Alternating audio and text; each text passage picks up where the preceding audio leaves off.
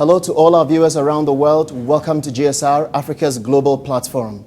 As you may be aware by now, conversation about Africa is changing.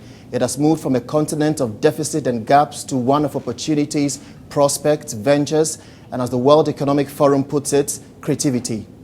There are several contributing factors to this new change, be it positive or negative: the fast-growing youth population, urbanization, the understanding of democratic principles and recent interest of China and India to do business in Africa may all be contributing factors. There is no doubt that Africa tests an investor's patience. Models that fit other markets does not always work in Africa. Even the most experienced companies sometimes forced to calibrate. But what is important is that investors now realize that there is a profit to be made by those who are bold enough to help close the gaps. African Experts Forum is trying to do just that. My mission today is to understand, why is it a good time to do business in Africa? I'll be joined by a woman described by Forbes magazine as one of East Africa's most successful serial entrepreneurs, the founder of NRBC Inc., a business advisory and financial services firm for entrepreneurs and investors focused on African investment opportunities. Other guests would also be joining me as I participate in the Africa Experts Forum breakfast meeting to brainstorm on capacity building to invest in Africa. You can join the conversation on our social media platforms, Facebook, Twitter, and on YouTube. Let's get started.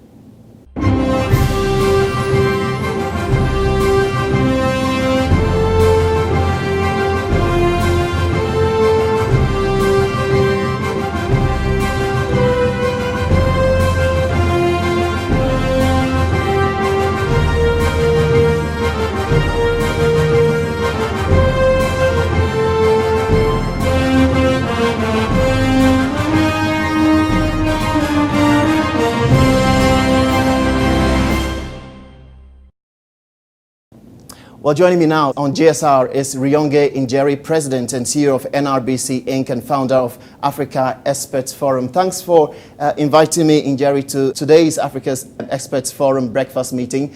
It's just a magnificent gathering of positive people, right, willing to invest their ideas and energies in Africa. Is this the right time to invest in Africa? A question that I keep posing to my guests on this show. Yes, it is the right time to invest in Africa. This is the time to actually join the bandwagon of investors who have already been investing in Africa. And we have seen already the record high returns ranging anywhere between 5 to 5.5% per annum. It's quite interesting sitting at a table and listening to the ideas shared by these experts.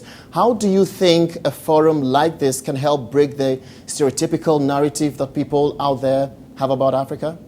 I believe that first and foremost, people don't even realize that we have African experts in the diaspora. So we need to come together, we need to raise our hands, we need to be present, and we need to be able to also show what we have done, because we do have a track record of actually doing businesses in Africa and engaging with the markets in Africa to develop our own African continent. So I think this forum will, this forum will focus on bringing people together, networking, and allowing for B2B engagements as well as investments to happen, and will match investors, projects, and talent within the forum. Let's take a look at some figures that actually came out of the World Economic Forum in Kigali, Rwanda. Urbanization is expected to drive over 50% of Africans to cities by the year 2050. What do you foresee as an entrepreneur? Well, first and crowded foremost, cities? Is that likely to have any impact on Africa at all when you have a lot, 50% of Africans actually flooding from rural communities, from rural areas, all coming into urban cities? No, I definitely see that the urbanization of African cities is one big agenda, for example, and we're also seeing a lot of the technology hubs also coming into play. But most of the countries that are actually thinking about the development of the future economies is actually setting up new cities in areas that are now highly developed in terms of the infrastructure, whether it's communications, whether it's making sure that we're having a concerted effort of bringing technology into play when it comes to the building of the infrastructure within the new towns and the new cities that are being developed in the region. Particularly, thinking of Kenya in particular, we're thinking about the Konza City. It's a 5,000 new huge development project that's going to be changing that is going to pivot and is going to change the narrative of how we actually interconnect. And it's quite interesting talking to you, Njeri, not just because of what you're doing, but also because of your background as a media person. And you and I know how much information is out there about Africa, more of the negatives, few of the positives. But it's also gradually changing with ideas such as yours. Forbes, for example, described you as one of East Africa's most successful serial entrepreneurs. You've worked with both startups and large corporations for over 20 years. Which areas of investment would you recommend for any investor going into Africa, for example, from Canada? I definitely would advocate that we look at the opportunities that are within the hubs, the technology opportunities that are coming up. We have a very good example of the mobile money technology that was M-Pesa. And out of the mobile money technology, other opportunities are coming up that are connected to the infrastructure of communications. And one example is also M-Copper. M-Copper is actually, by default, a Canadian investment that was brought into Kenya, where we're actually offering, they are offering connectivity in terms of power using a SIM card to give access to power generation and power opportunities and lighting the cities up country in the villages. So again, we have seen this is already happening. So I know that there are opportunities up there for investors who are coming out of here to invest in energy, mining, agriculture, and even retail. There are huge opportunities there. Listening to you on the roundtable, you made a very interesting comment about, the need to be very patient with Africa, a question that I'll be asking my other guests who will be coming on the show. And you say that you can try for the first time, you can fail, you can try the second time, you can fail, but you have to keep pursuing. And for the benefit of our viewers, I want them to take a listen to this comment that you made, and then we'll get back into the conversation. Take a listen to this. You need to always be ahead of the game and ahead of the curve in that process. And you find that even in putting together contracts, if you have skin in the game and you have capacity to support yourself, it means that even when you're going out to either arbitration or you're going to figure out how you're going to get yourself out of that contract in a clean way, because you must always manage your brand value proposition or your business value proposition. So you can never have a contract that has gone sour that you then leave hanging just because the other party or yourself have chosen to do nothing about. So I think, to me, I always call on people making sure that you begin something from the beginning to the end, whether it has gone positively, and if it has gone negatively, then you also want to be thinking about how to get yourself out of that negative experience. I think, entrepreneurship, failure, business and opportunities are exactly the same in the way they operate, regardless of where you are in the world. So Africa is no different. The African continent is just ripe because everything that you do, if you actually come into the marketplace to do business, you're actually, in most cases, entering a greenfield opportunity. So I think that failure is really just one of those things that you actually do to become more successful. And that will happen whether you're in Toronto or whether you're in Nairobi, Lusaka, or whether you're even in Lagos. So I think, to me, we need to focus on what one is passionate about, what one is interested in doing, and how to make sure that you're building capacity for yourself and building the networks that you need to be able to launch yourself out in the marketplace, whether you're an investor or actually going out there to start a business. An Africa Experts Forum, was it a dream? How was it realized? It's actually a dream focused on the fact that in the diaspora,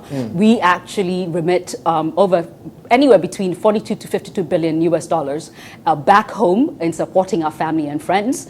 And when we're doing this, we're not actually paying attention to the opportunities that we could actually be sending money back to opportunities and equity opportunities that will give us a return. In which case, then, we're saying that everything that we have learned from being out here, we can actually take it back home, start a business, and bring that opportunity back to friends that you knew when you were out in the diaspora to have investment. So if you're looking to catapult yourself from being a professional to being an entrepreneur, you can piggyback on running and being a partner, being with us as a member of the member circle at the African Expert Forum, so that we can connect, we can transfer knowledge, we can transfer information, and ultimately also be able to funnel the projects and to funnel the talent in the places that, where they are needed. And I think we have huge opportunities to be able to do that coming from the diaspora, because we have the economic power and we need to build that capacity based on that economic power and knowledge, because we also have lessons learned that we have learned from either being professionals out here in North America and that we can take back into Africa to be able to pivot and to take the renaissance of Africa to the next level. And the plan is not just to stay here in Toronto, but also to move from one city to the other, correct? And the plan is to be to make in it Toronto, a global thing. Absolutely. So the Africa Expert Forum will have meetings in different cities. We have a meeting every month in Toronto. We'll have a meeting starting in New York from next month, and we'll continue to go to different cities: Boston, Washington, D.C., Seattle, San Francisco. So wherever we can actually plant a seed, we'll be able to do that. Even within Canada, we'll go to BC and everywhere else that we can go. So if you're an African Expert Forum and you're out there, if you see that you can do something with the African Expert Forum, please join us and follow our website, africaexpertforum.com. And become a member. Njeri, many thanks for joining me today on GSR, Africa's global platform. We'll be right back.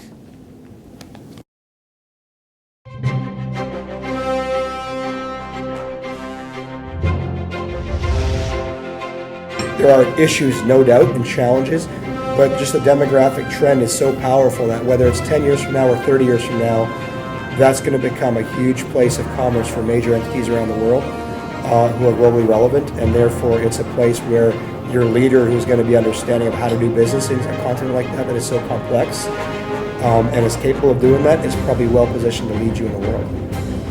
You're watching GSR, Africa's global platform. Very interesting submission there by Suni Chandaria, who's actually the Vice President of CONROS. Suni, I'm actually interested in the submission that you made about your background, your Kenyan background. And from all indications and from all that you're talking about, it looks like demographic has become the order of the day for any business person at all to invest in Africa, isn't it? Yeah, our family's from East Africa. We've been there 100 years this year, since the first of our forefathers came to East Africa from India. We were Gujarati, which are a trading, if you like, or merchant tribe, using terminology of today, from the Indian heritage, and came to Africa looking for opportunity. And today, from our North American base, we're looking at Africa anew, because again, the demographic trends are very, very compelling. You've got a population base that is very young, that is in a middle class that is certainly emerging in different ways across the continent, but is emerging. And whereas the rest of the world endures some challenges, both with aging workforces, etc., this place here is just a wealth of opportunity if you can navigate it successfully. It's quite interesting. I mean, listening to the various speakers right on this table at the Africa Experts Forum breakfast and networking session. Look, you can't talk about Africa as a growing economy, no two ways about that. If you closely paid attention to the World Economic Forum that happened in Kigali in Rwanda, you get a picture that really the world is gradually rallying behind Africa in terms of investment. Let's talk about China's sudden interest on the African continent. India, I mean, you heard, and saw the Indian president inviting quite a number of African heads of state into India.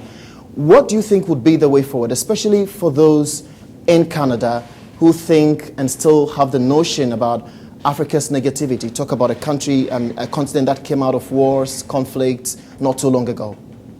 So let me just step back here. China has been doing business in Africa for a long time. It's not fair or right to suggest it's a new interest by China.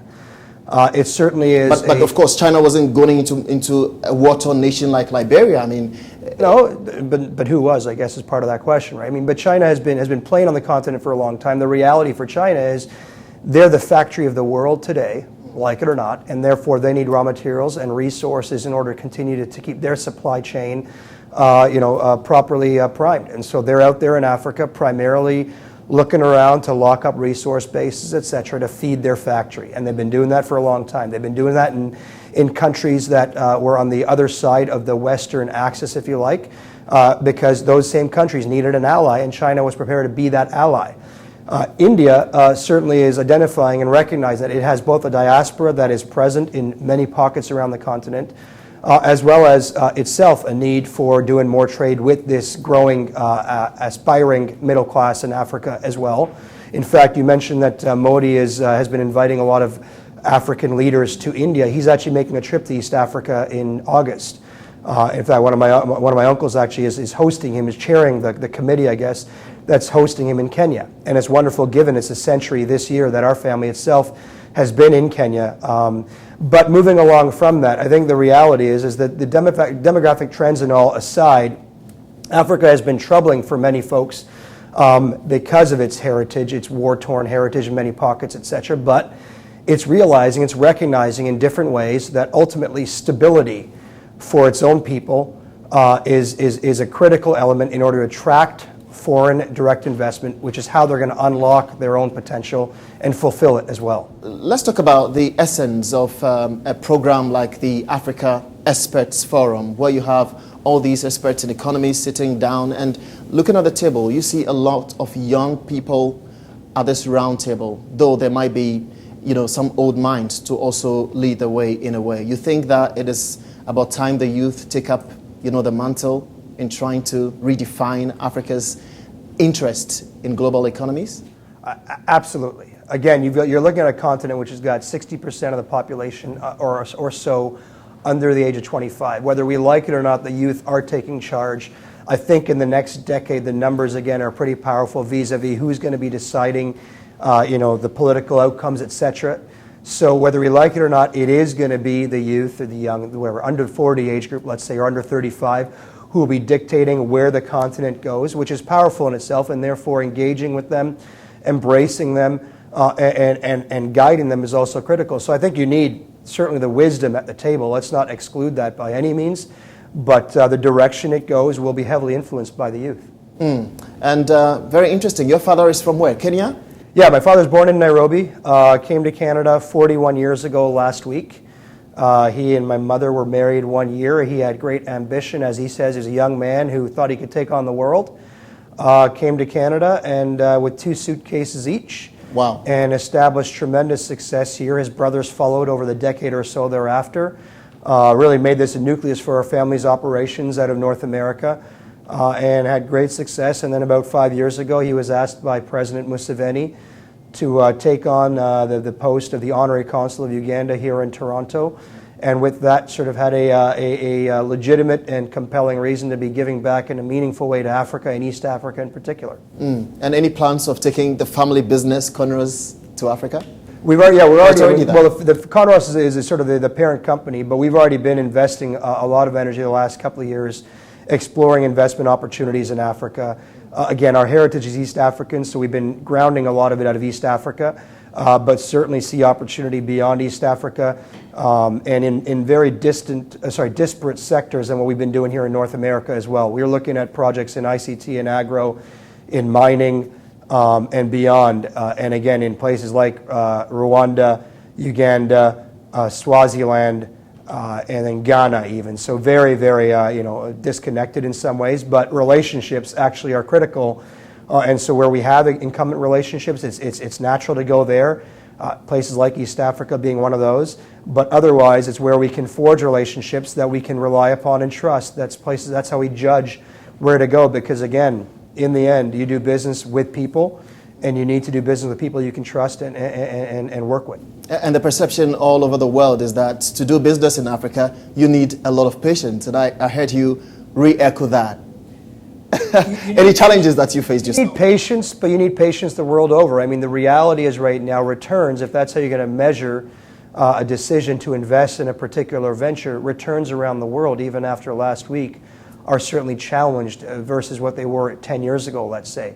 The days, as they keep telling me, of the 15 or 20%, returns per annum are long gone. If you can get 5 or 6% these days, you've done pretty well. So in that context, Africa doesn't require perhaps as much patience relative to others as it might have done a decade ago, but still does require patience. And more importantly, I'd say it doesn't require patience so much as it requires diligence and being deliberate. And if you find the right nuggets of opportunity, you'll make a return pretty quickly as well. Senator Chandaria, Vice President, CONROS, many thanks for joining me today on GSR at the Africa Experts Forum here in Toronto. I really do appreciate your time. I'm sure there's going to be another time for you to be on this show. Thanks for joining me. It's a pleasure to be here. You're watching GSR, Africa's global platform. We'll be right back.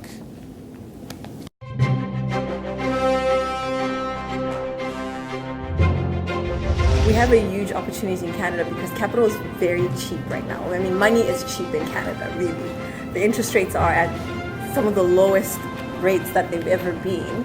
But once you have access to that capital, how do you send it to Africa? Or if you need to bring it out now as an investor because you may want to use it here, how are you going to do that, especially when a lot of countries have a system of currency controls? Interesting submission there on African investment. Well, it's the Africa Experts Forum Networking Breakfast in Toronto, soon moving to other cities around the world. Joining me now is an ambassador of AEF, Rumbi Mugwagwa. Well, she expressed she has a lot of experience in the financial services industry, including security operations, anti-money laundering, and compliance. Rumbi, thanks so much for joining me today on GSR right here at the Africa Experts Forum. Thank you. So as an ambassador of AEF, what does your job entail? Well, it entails sort of going into the general public to find people that are interested in Africa. It entails inviting people to some of our events. It also entails speaking at some of our events. It just generally entails making sure that we actually reach some of our goals of growing the expert that we can reach in the general public. I'm not going to ask your age, right? But you look very young. How interesting is it, right, to have young people leading the African agenda today? It is a very, very interesting time. I don't mind saying my age, actually. No, don't say it. At least not on air. Yes. It's a very interesting time. I think given the age of social media, African youth is very much plugged in. It is very much interested in being entrepreneurs. As you know, opportunities don't come so easy in terms of employment. So the entrepreneurial route is what most of the youth are looking for. So I think it's a very, very interesting time in terms of innovation, entrepreneurship. It's a very interesting time in terms of information that the youth can actually access in order to do what they need to do. So in your opinion, you think that social media is going to be very present in pushing the agenda of the African Experts Forum, correct? Oh, yes. I think there's a perception out there that the African youth lives in a totally, completely different world from the rest of the youth no electricity in the in world. Africa, no internet in Africa, everything doesn't work in Africa. But what people don't realize that, the African youth is very much plugged in. They probably use WhatsApp more than the average youth in the world because that is our only means of connecting. Even when there's no electricity, trust me, they do find a way to send that WhatsApp message when it needs to get to where it needs to get. They're plugged into Facebook. They plugged into Instagram. In fact, a lot of businesses that have started up recently, web-based, have popped up on Instagram. Some people have started their businesses on Instagram. Facebook, they use Facebook to advertise for their opportunities. So they use Twitter to send out messages about community organizing.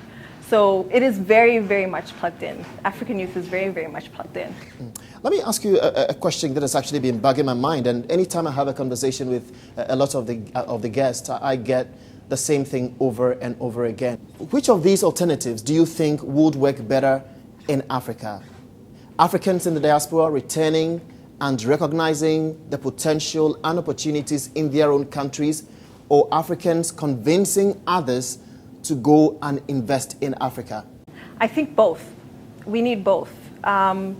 we need Africans to return because there has been a brain drain. We need African diaspora to also help in mobilizing capital that is out here, and capital is quite cheap out here, so we need that. But we also need other youth to participate in Africa. This is part of becoming the, I guess, the globalization. This is globalization.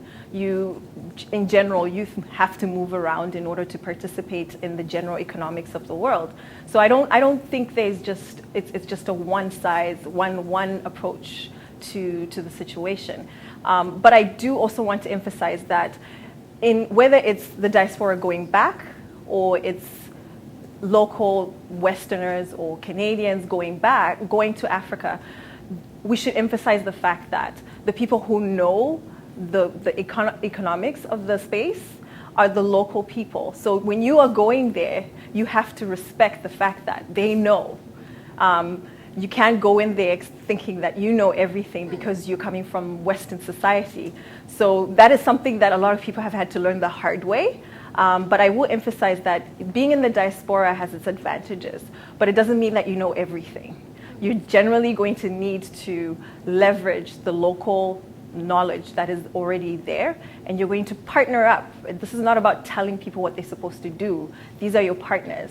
So from that perspective, I think there's no one size fits all. There's no one size fits all. There are various ways to approach it. Working in the financial industry for quite some time now, let's take a look at Africa's share of global trade, a meager 3%. Right. How can Africa increase this? Well, I think the first thing is we're seeing a lot of regional sort of trade going on within Africa because it's very hard to sort of participate in the international world as individual countries. So we've seen trends where a lot of regional activity is picking up. And in that way, Africa can sort of mobilize the political will, the political power that it needs to maybe increase their opportunities and agreements across the world. I also think that, generally speaking, we are going to see an increase because. But the question is how soon? Yeah, the world actually needs to see an increase, but how soon? It is. I think it is already happening. For example, current returns in the Western world are trending between, at the most, 5%. Okay. A lot of investors now don't have much of a choice than to look at emerging markets because that is where you're going to get really good returns. So with that push alone, things have to be sped up. So I can generally see within the next 5 to 10 years, probably an exponential type of growth because they're running out of options in terms of their return opportunities out in the West. So, and we see that a lot of African governments are actually now trying to prepare themselves for that growth, whether it's in better planning their cities, implementing better regulations, better laws that sort of encourage that growth. So I think 5 to 10 years will probably see quite a huge potential growth. No African is excited, seeing somebody paint Africa black. But how do you respond to those critics who say that missing across much of sub-Saharan Africa, for example, are roads, rails, ports, harbors, power grids, and IT backbone needed to African economies basically are not there? Well, I think those people don't know what opportunity is. The very fact that these roads, electricity, whatever it is, does not exist is an opportunity in and of itself. Yeah. If you're an entrepreneur, you don't think about why you shouldn't. There's a big business you think opportunity that's there. an opportunity.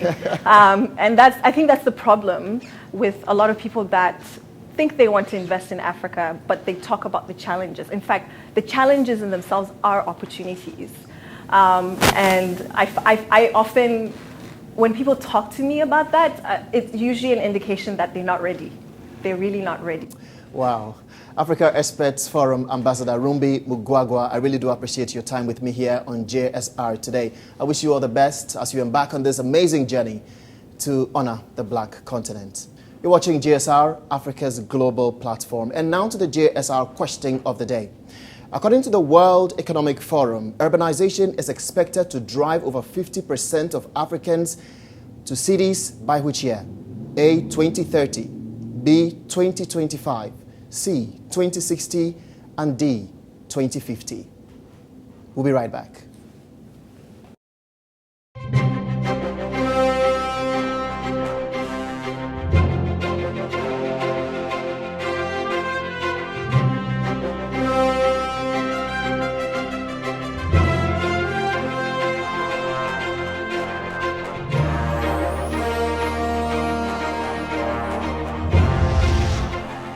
More interesting conversation at the Africa Experts Forum breakfast meeting in Toronto, Canada. Paul Tamale, regular GSR contributor, and then also a partner, senior partner at World Leo Inc. Thanks very much, Paul, for joining me on this conversation. Very interesting submissions by our guests today on GSR.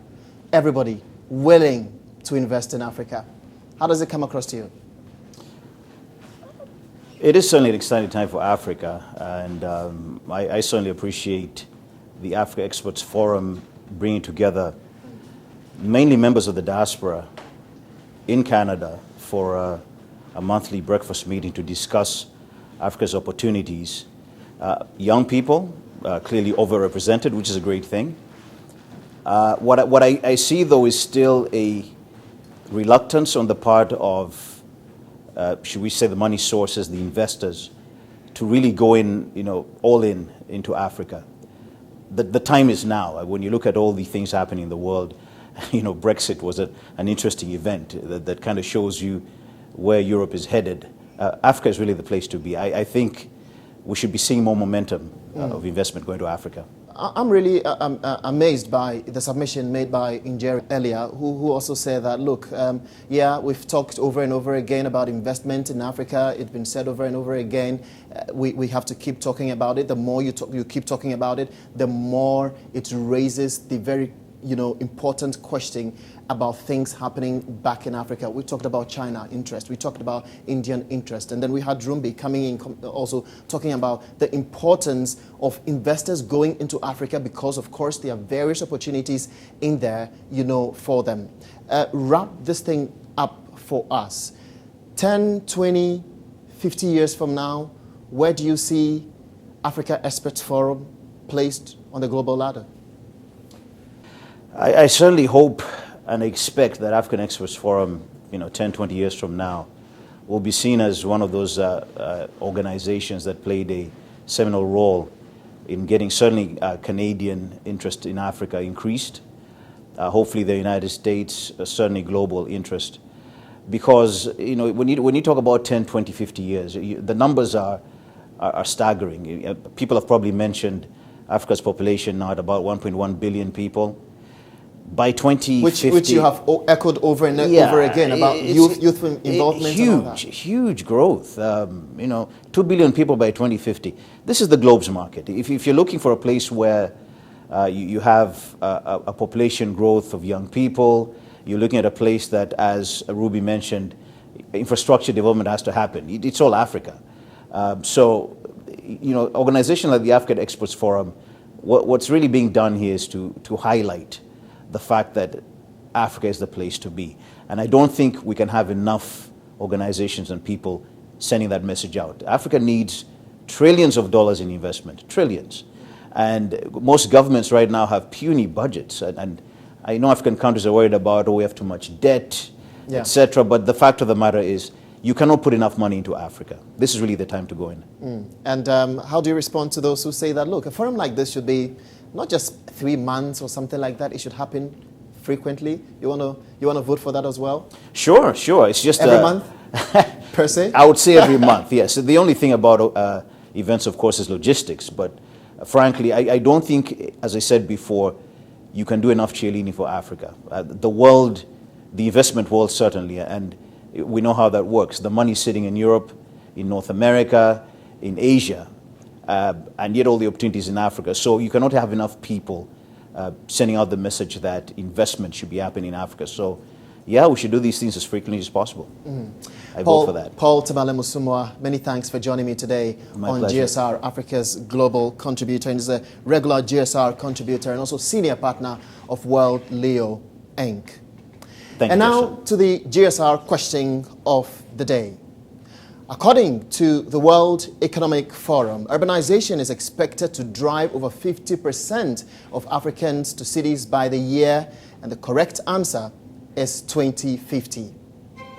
My recommendation this week is an amazing book by David Mattain, Africa, the Ultimate Frontier Market, a guide to the business and investment opportunities in emerging Africa.